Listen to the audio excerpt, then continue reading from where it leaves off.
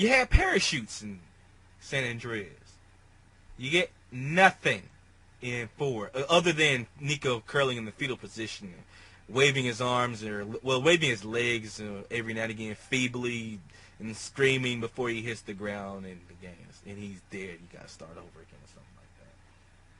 Why are there no parachutes in helicopters? I thought they kind of had to keep those things in helicopters or something like that in case of, crazy emergencies that may happen.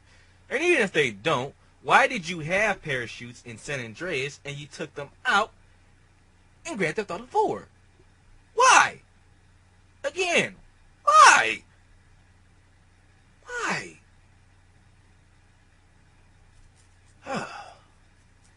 In San Andreas, I already did the characters things. Yeah, you have the fun characters in San Andreas, who you often did want to see, you saw, you hung out with occasionally, whatnot.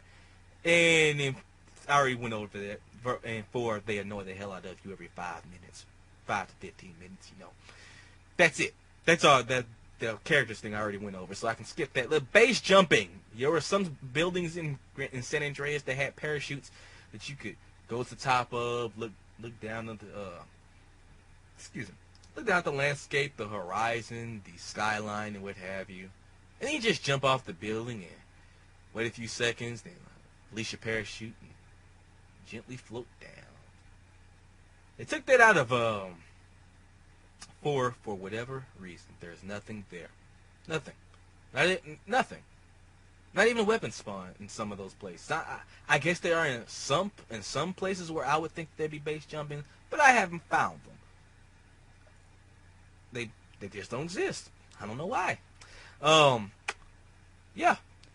You had tanks in San Andreas. You don't have tanks in 4. You just have cops and helicopters chasing. That's it. You had a plethora of weapons in San Andreas. Good lord. The weapons you had in San Andreas were immense. Well, I guess they weren't immense, but there were a lot of weapons to choose from. There were a lot of them. There are not many weapons to choose from in 4. I did not take the time to sit down and count them. I'll probably put an annotation or something like that to explain how many weapons versus San Andreas versus 3 Vice City, San Andreas, and 4 to give you a better representation. But I don't know how many they are right now. Read the screen if you're curious. But yeah, they completely cut down the amount of weapons you could use in 4 for no discernible reason that I can fathom.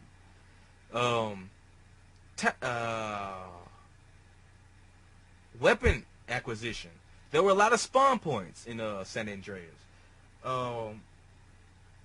If you kept an eye open or explored a little, you could find a weapon in pretty much nearly every nook and cranny in San Andreas if you kept your eye, like I said, kept your eye open and scoured around a little. I found a lot of these places at pure random by chance, and they were in really convenient places and they were really sweet places. 4 does not I'm sorry. That's just for the weapon spawns. What I meant by weapon acquisition when I wrote this is ammunition. You actually had,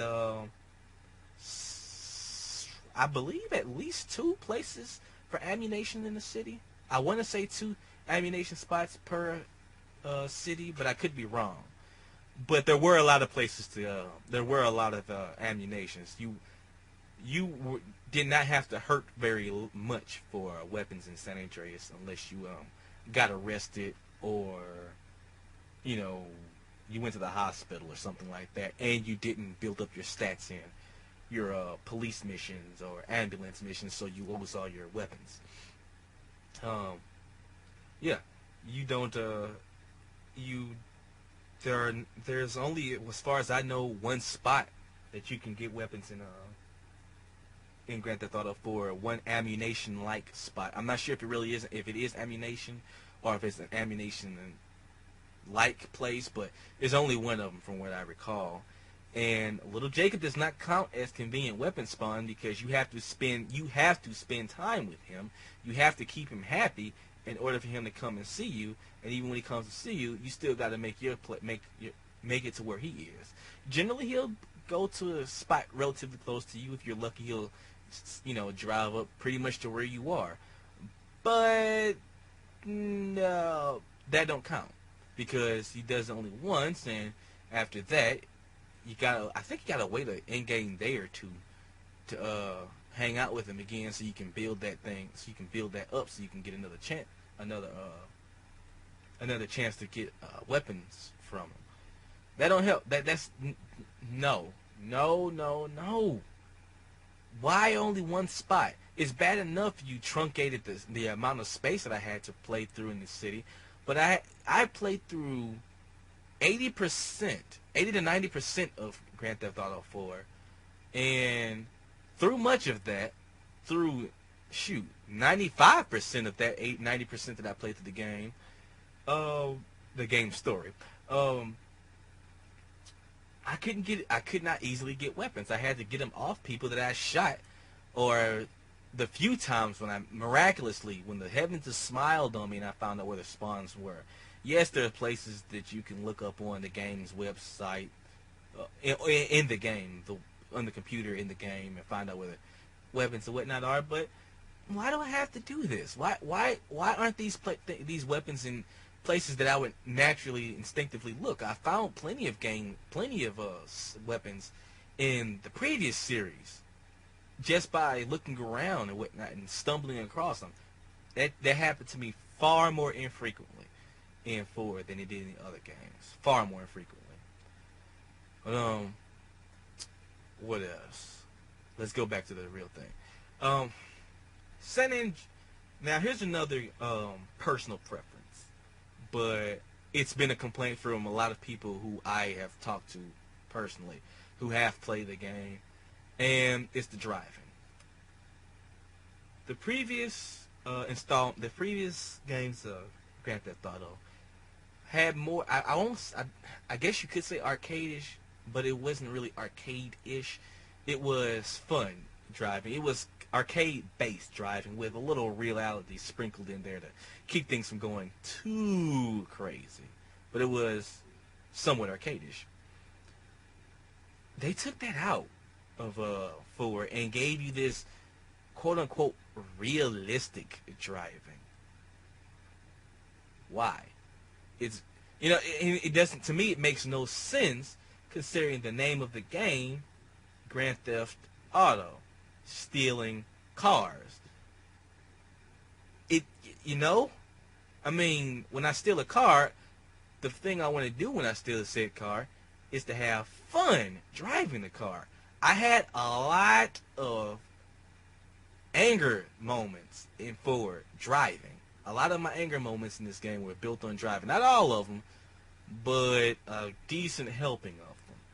And if it wasn't some of the annoying cars that just accelerate like crap, that have crap top speed, it was the motorcycles that Nico refused to hold on to. If he wasn't holding, I guess saying him refusing to hold on to him is a poor choice of words. He jumps off the motorcycles whenever he gets the chance to.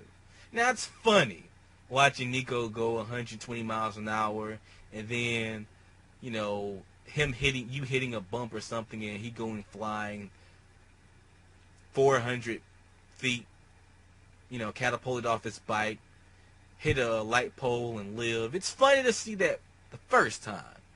But when I'm driving between cars and whatnot in a jam-packed street, and for whatever reason a car decides to jump in front of me, there's no spot for him to go. To make this transition, to jump in front of me to go into the next lane, there's no spot in this lane for him.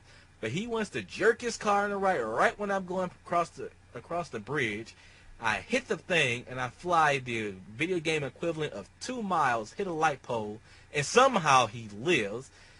That's not funny, because that is 90% of my health spent right there, and there was my ride right there. So I got to find another car, and then all of a sudden the car stops spawning for whatever reason, or I can't get to one in time because they all drive away, and there's none parked on the side, and then they stop spawning. So I gotta run around for them for trying to find a parking spot, and then one drives right past me, but I can't grab him because it's a green light and he can't grab onto it. Moments like that. That's not fun driving, folks. I know CJ holding on to the bike in pretty much any and every, no matter what you did, no matter how you hit a car or anything like that. He was holding on to that bike for dear life. But it was fun. You know, the better, it was like, he would fly, I'm pretty sure he would fly off it at first more, but the better you got at riding a motorcycle, the better he'd hold on to it. And if you're not going to give me a stat to do that, I demand that you not have me stuck with Nico and his piss poor bike holding skills. It's disgusting, especially when you have a mission that requires me to chase someone on a motorcycle with mechanics like that. That is just mean. But let's move on to the people will probably argue with me that it's fun, it's realistic, and blah blah blah. But as I previously stated, I don't give three damns about how realistic it is. I care about how fun it is. Something can be real and fun, true, but if it can't be real, if it isn't realistic and fun, then I want no part of it when I'm playing a game. I want to have fun. If it's challenging, which occasionally evolves into fun because it feels like you've made an accomplishment, yes. But riding a bike in the game wasn't challenging. It was a test of patience. That's what it was. It was no. You had landscape variety in San Andreas. As I stated earlier, I could easily tell where and what places I was at in any city, in any area of San Andreas. In 4, not so much. It's all a city, and it being a city, sure, there are some more industrialistic areas, there's the more residential areas, there's the high class area, and there's the slums. But at the same time, at first glance, things kind of bleed together, especially if you're on the edge of certain places. They don't have enough, you're all still in the same city, so there's still the same motif going around. So you kind of got to find out where the hell you are in order to figure out where you need to be and how to get there. And then, that's just in a city, but that's all you have in 4. You have no real diversity. There's no variety there. And I did say landscape, so I'm talking again about the areas when I should say landscape. There really isn't much of a landscape difference in 4. I mean, there are hills, yes. There are straight places, yes, and there are that's about it. There are some hills, there are some straight flat places. That's about it. There are no rugged areas. There are no you're in a city. I guess that's what I'm trying to say. You're in one city. You are in a city. That's it. There is no San Fierro to go to when you're tired of Los Santos. There's no not Vice City. There's no Las Venturas to go to when you're tired of another place. There's no Los Santos to come back to when you're tired of those other 2 places. You're just stuck in this one spot. You got Algonquin, Dukes, and the other place, or I don't know. I don't remember the name of the other places that well because they didn't grab my interest that much. But you have these 3 areas, but that's all you really have. There's no real variety. I guess I keep saying it, but you're just in one city. It's the same thing. Which, true, you were in one city in Grand Theft Auto 3. I'm pretty sure you were in one city in Vice City. I believe it was just the one city. And San Andreas was the only one where you did have 3 cities and 3 bureaus between them. But that's my point. You had something that was bigger, that was really well done. Why take that back? I remember my brother. He was like, why are they just showing the when we was watching the trailers 4. He was like, why are they just showing the trailers of, the city? Something like that. I'm like, oh, well, they had to bring back Liberty City to appease the fans. I mean, they even had Liberty City in one part in San Andreas, so, they kind of have to bring the city back for whatever reasons. I thought they'd give you like a New York, a New Jersey, and the other state that's neighboring, that's neighboring it to. I don't know if it's Maine or Canada. I thought they were going to do something like that. Give you some more variety of the northern state. I mean, the northeastern states. They give you some variety of the southwestern states. I thought they were going to do something funky and fresh like that. No, just one city, and it's disheartening. It's sad. It's very sad. Yeah. Let's move on to the last thing. No game-ending bugs. I have not found or heard of many problems. Actually, I don't think I've heard. Only problem I've heard of San Andreas as far as game ending is concerned is disk read error in the PS2. That's a hardware issue, not a software.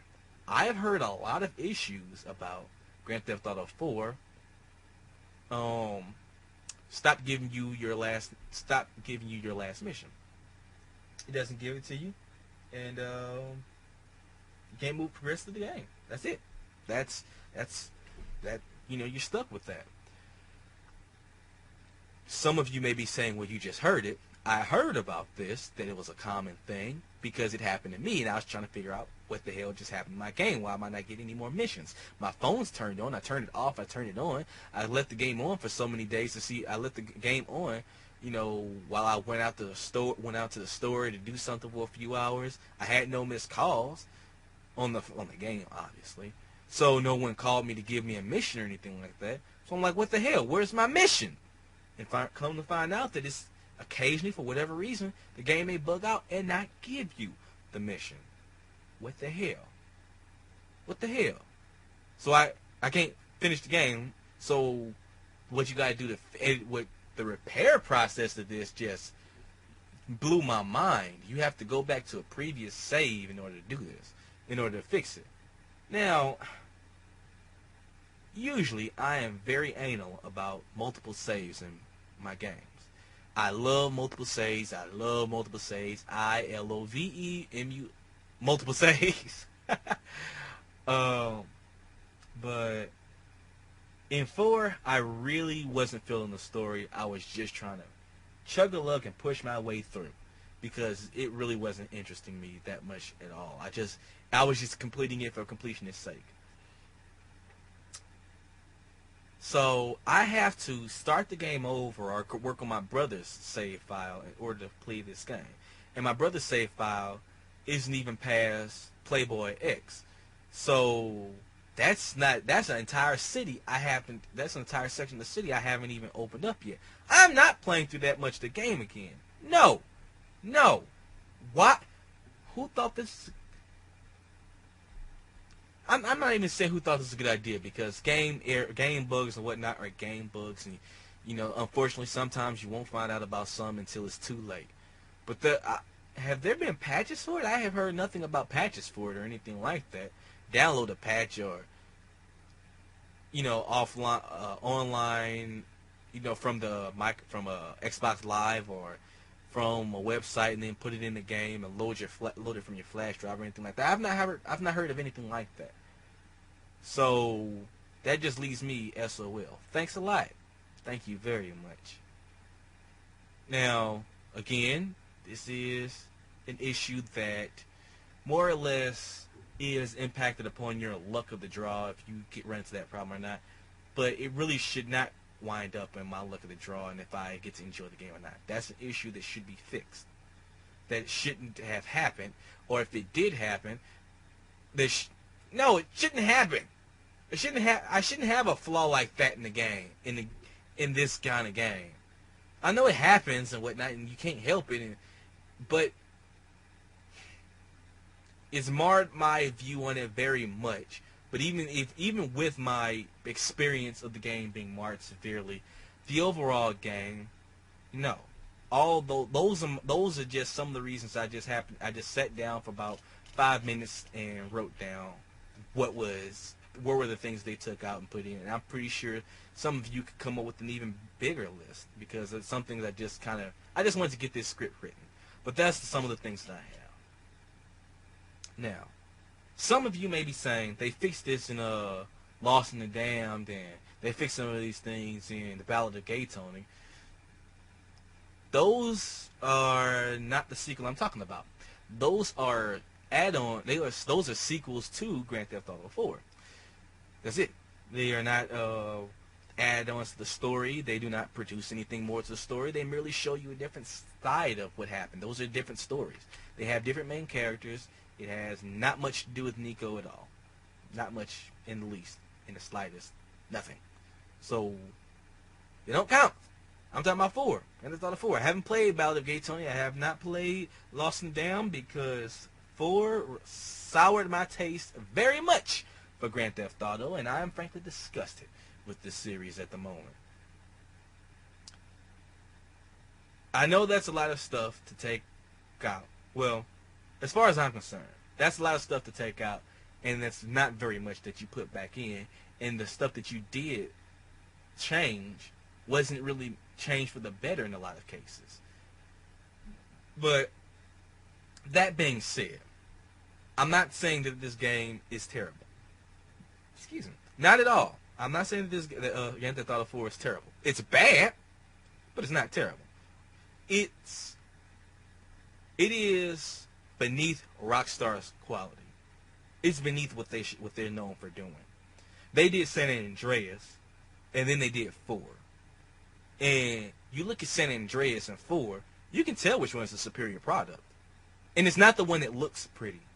I don't want to hear any more idiots when they talk about which game is better for them to say anything resembling, well, you can just look and see the graphics of 4 and find out which game is superior. No, you cannot. Good graphics do not a good game make. They are merely the frosting. They're merely the final touches, as far as I'm concerned, on a video game that determines if it is good or bad. They're irrelevant to the grand scheme of things, if it is good or not. San Andreas, even for PS2 times, for PS2 graphics, when it came out, by the time it came out, those graphics were below average. There were a lot of polygons that you could see there. But there was so much quality in that game to where it shone through brighter than the stars. I bought the game twice. Not because I loved it so much I bought it twice, but because we had the disc read error, and my brother and I didn't know what was wrong with it at the time, so we thought if we bought the re-release of it, then that would fix the issue. And it, for whatever reason, it played the re-release fine. It just wouldn't play the original one, but whatever. So I bought it twice, and I never felt bad about buying it twice. I'm like, this game is so damn good. Yes, it does. I owe it to Rockstar to finish this game. It was deserving of being bought again. That's how I felt about San Andreas. But like I said, it is beneath Rockstar's quality. You had a game like that touched me that much, and then you come up with this simple game that frankly, if it came out after 3, it'd been knock out of the park. If this is True Crime 3, knock out of the park. I'd be like, Activision, you know, you've redeemed yourself from that travesty that was True Crime 2. Thank you. Thank you. That was awesome. You've actually improved yourself. I don't quite get the whole Eastern European thing, but whatever. You know, you made a step forward in video games. This is a far better game than what you had with True Crime 2. That one was just that was a disgusting disgrace. But for Grand Theft Auto, it's not known for being bogged down in seriousness and a moral dilemma and nonsense like that, and having to spend time with characters that annoy you like this, or have them annoy you so much. And you kind of have to have them annoy you because you get some of your missions from the phone. So you can't turn your phone off. You have to have them call you and then decline, which can get annoying if you're doing something and all of a sudden your phone starts ringing. No. I mean, the characters are known for being really, really fun, for having a lot of a little depth to them. I mean, the one in 3 had the least amount of depth as far as 3, Vice City, and San Andreas. But at the same time, even though he was just some random Goomba, as far as I'm concerned, because he never questioned anybody, he just did what they told him to do. Oh, even still, Catalina was his girlfriend, which gives him a lot more depth than Nico, because Catalina's a wild and crazy chick, and if he managed to wrangle her in, and we find out how he managed to wrangle her in San Andreas, but he manages to wrangle her in, that says a lot about his personality. He's a he's just a mute. He doesn't speak for whatever reason. Who knows? I don't. But even still, that gives him a lot more charm than CJ. I mean, not CJ. No, hell no. God, no. Than Nico. Yes. Oof. I apologize for that. It gives him a lot more It gives the guy from 3 a lot more personality than Nico.